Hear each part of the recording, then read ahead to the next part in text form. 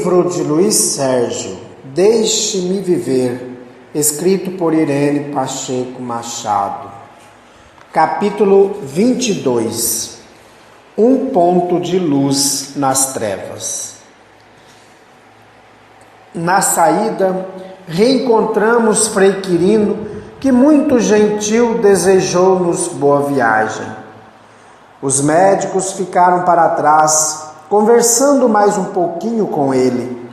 Eu, Aloísio e os outros fomos ganhando estrada.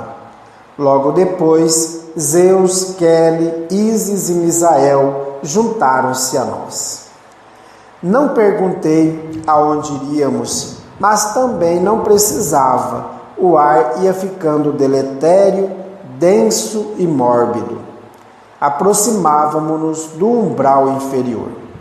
Se o solo era lodoso, o céu era coberto de nuvens escuras, como se estivéssemos envoltos por sombras tenebrosas.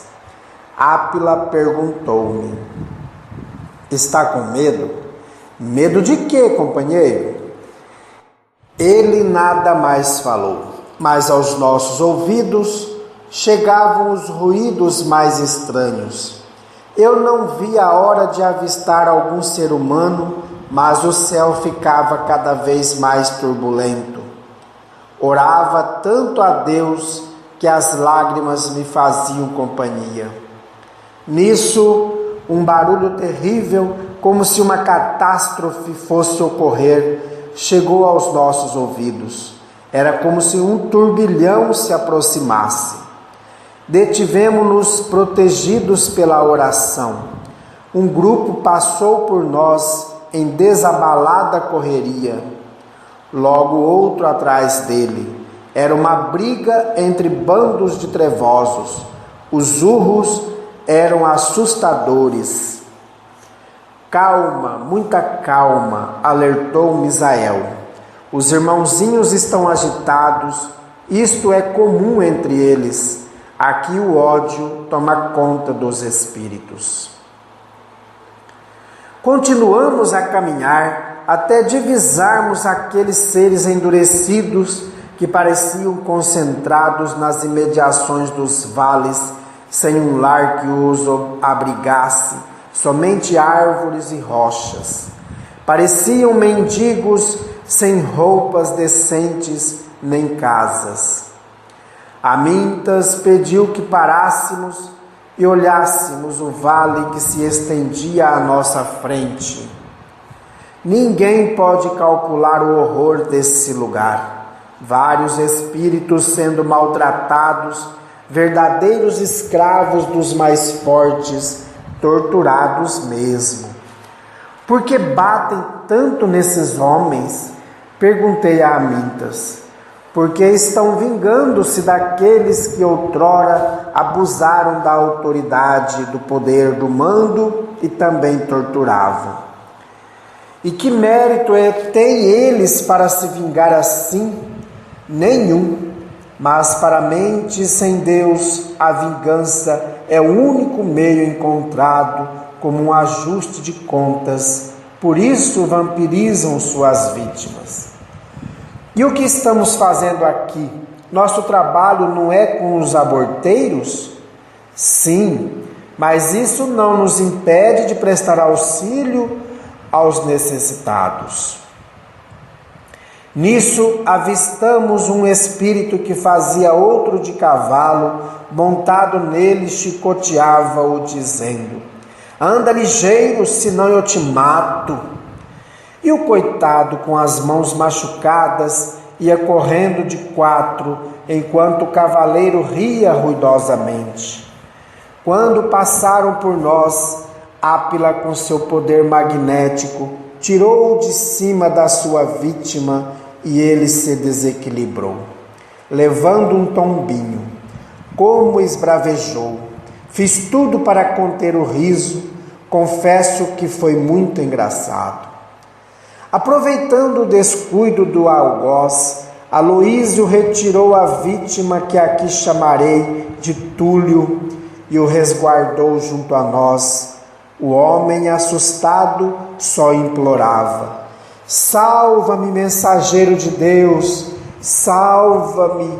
Nem sei por que estou aqui, jamais o maltratei, somente cumpri a lei. Ninguém lhe dava atenção. Ele falava muito e só parou quando Kelly lhe aplicou um passe. O outro, ao se levantar do chão, gritava tanto, chamando a guarda do lugar, que tivemos de nos abrigar mais uma vez na prece. Quando percebemos, todo o vale estava em alerta, diziam eles. Os filhos de Deus estão aqui. Mas se a guarda trevosa ficou atenta, por outro lado, as vítimas daqueles espíritos tudo faziam para fugir, e logo tínhamos ao nosso redor muitos deles em estado desesperador. Ainda ficamos mais algumas horas. O nosso grupo já abrigava uns 15 espíritos sofredores. Pensava, como vamos sair daqui? Será que algum de nós tem experiência com este vale? Amintas respondeu-me: sempre trabalhei neste lugar. Não estamos saindo da rota de trabalho. Este vale também está repleto de aborteiros. Muitos deles defenderam o aborto ou criaram leis favorecendo-o. Eles são culpados pelo extermínio de várias almas que só pediam: deixem-me viver, não me matem. Além de criarem as leis e as defenderem, executaram-nas sem piedade. Hoje moram aqui junto aos torturadores, aos exterminadores, enfim, àqueles que abusaram da autoridade. O homem, quando encarnado, não imagina o que o espera após a separação corpo físico e espírito e vai praticando atos selvagens. Não seria mais fácil se todos os encarnados se tornassem espiritualizados? Cessariam as violências e os homens não sofreriam tanto nos umbrais. No maior silêncio fomos andando à procura de um meio de sairmos dali. O lugar ficava cada vez mais tenebroso e os gritos mais horrorosos. Os irmãozinhos recebiam tratamento especial e nos acompanhavam como se estivessem anestesiados. Íamos vencendo os empecilhos, ora um pântano lodoso, outras vezes insetos dos mais peçonhentos. Quando já nos aproximávamos da porta do vale, que parecia imensa rocha, uma mulher nos barrou os passos, dizendo: tirem-me daqui, não suporto mais os torturadores. Com muita piedade ia socorrê-la quando me seguraram pelos braços. Não faça isso, deixe para os encarregados do socorro. Amintas aproximou-se, quando ela soltou estrondosa gargalhada, tentando abraçar o socorrista, que foi envolvendo-a com fluidos de amor. Ela os recebia como se fossem chicotadas. Gritava: vão para o inferno, filhos do diabo! Deixe-nos em paz. Amintas nos deu sinal para passarmos e só respirei aliviado quando ultrapassamos a gruta e nos vimos longe dali. Quem é ela? Perguntei. É uma irmãzinha que sempre defendeu o aborto, gritando para as mulheres o direito da defesa do seu corpo e de dizer não à gravidez. Líder feminista, lutou pela liberação do aborto em seu país e hoje vive neste vale ainda mais revoltada, coberta de ódio e maldade. Assim, levamos alguns irmãozinhos conosco. Em fila indiana, nada falavam, mas tinham no olhar o desespero de uma vida. Para onde iremos levá-los? Para o hospital de Terese, informou Michele. Caminhamos ainda algumas horas, até alcançarmos o abrigo onde já nos aguardavam. O hospital, todo branquinho, era um raio de luz que despontava na escuridão da dor e do desespero. O hospital de Terese abriu suas portas para receber os nossos doentes. E irmã Sophie nos alojou numa bela sala, florida e perfumada, onde reequilibramos os nossos espíritos. Os doentes foram levados para as enfermarias, onde primeiramente iriam receber uma boa limpeza. Ouvindo música, procurei relaxar e logo adormeci. Quando acordei, meio sem graça, Lely sorria-me. O que lhe aconteceu, Sérgio? Respondi. Eu é que lhe pergunto, por onde você andou? Perguntas sem respostas. Eu não respondi a dela, nem ela a minha. Nesse momento, outra irmã viera chamar-nos. Estávamos sendo esperados na sala de palestras. Irmã Maria, uma bela senhora, sorriu-nos, desejando boas-vindas. Ela resplandecia carinho e amor. Emocionado, beijei sua mão e a olhei com imenso respeito. Maria José convidou-nos à oração. Pai generoso e bom, apiedai-vos dos vossos filhos imaturos e dai-lhes a oportunidade de ressarcir seus erros. Não os deixeis perdidos nas estradas escuras do ódio.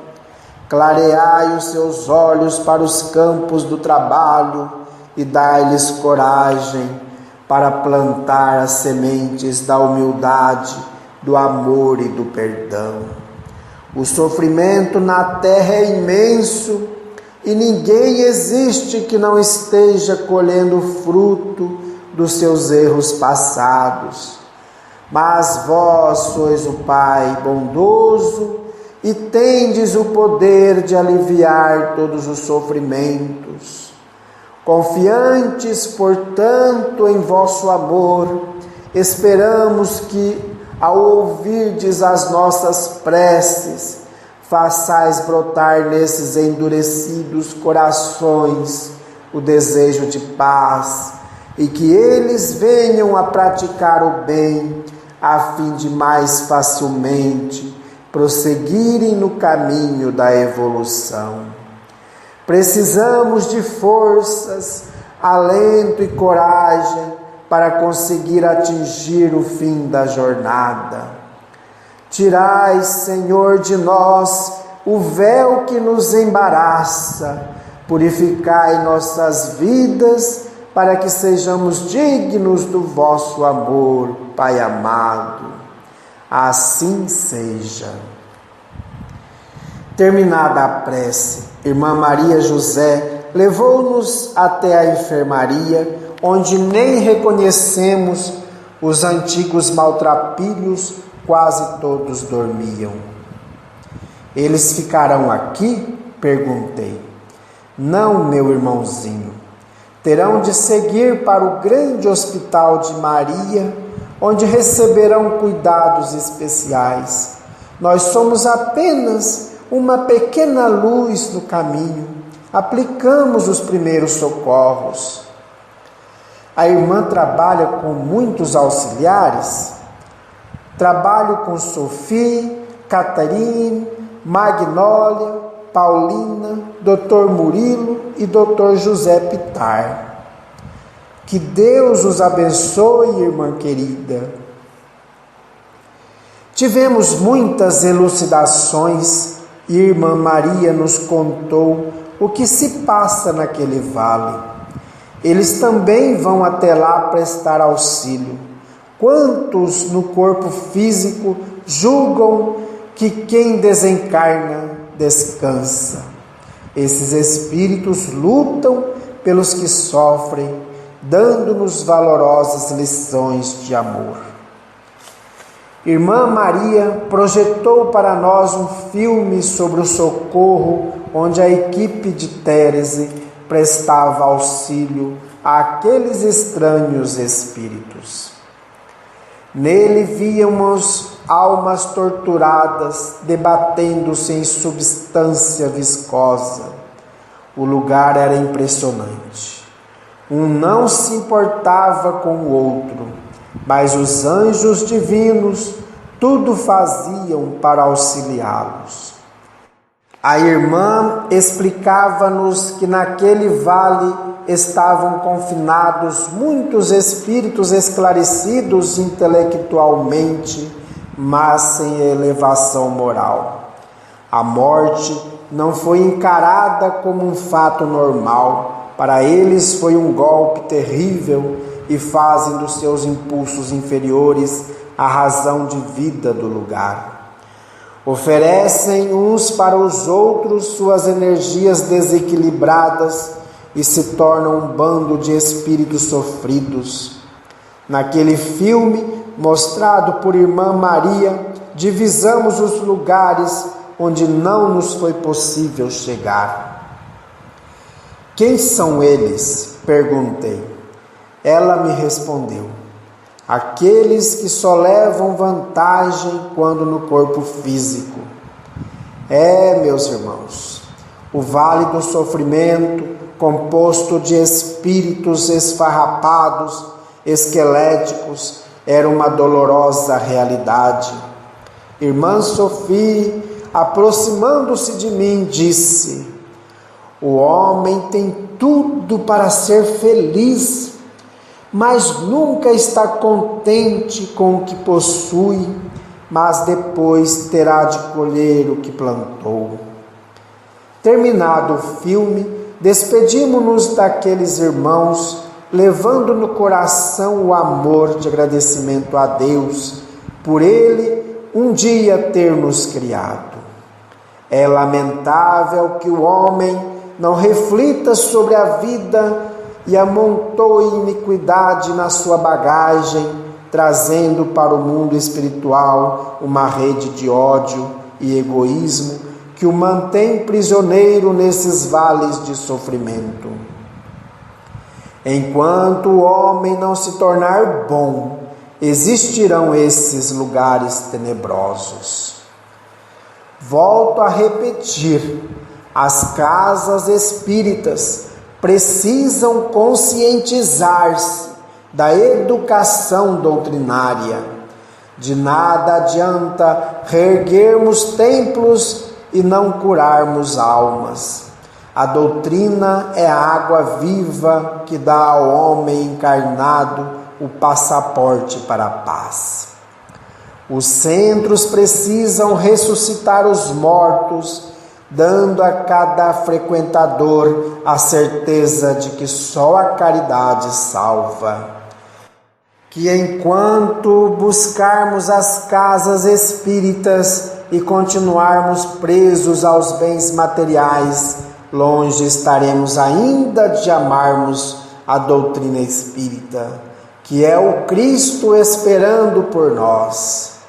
Só existe obsessão porque o homem ainda não é bondoso.